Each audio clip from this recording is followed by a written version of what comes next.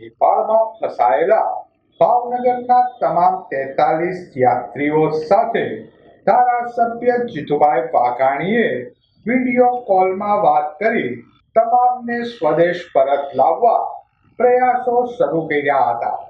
ભાવનગરથી નેપાળના પ્રવાસે નારી, બરતે તેમજ ભૂતિયા સહિતના ગામોના 43 લોકો ગયા હતા. નેપાળમાં ફેલાયેલી અરાજકતાને પગલે યાત્રિકો ગોરખપુર રવાના થાય તે પહેલા પોખરામાં ફસાઈ ગયા હતા.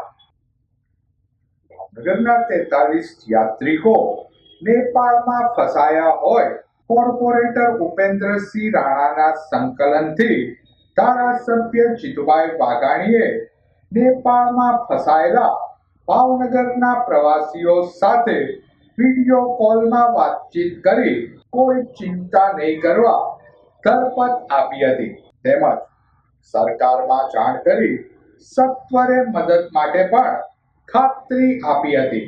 બીજી બાજુ કેન્દ્રીય મંત્રી નીમુબેન બાંભણિયાના પ્રયત્નોથી યાત્રીઓ સાથેની બસ સ્વદેશ પરત આવવા રવાના થઈ ગઈ હતી. આ ફોન આવ્યો તો કોનો ફોન આવ્યો હતો તમારે? ના, ચિંતા કરવા જેવું નથી. બસ તાત્કાલિક પગલા લીધા. હા, આ તો અત્યારે આપડા એને ઘરે જ આવ્યા છે બધા.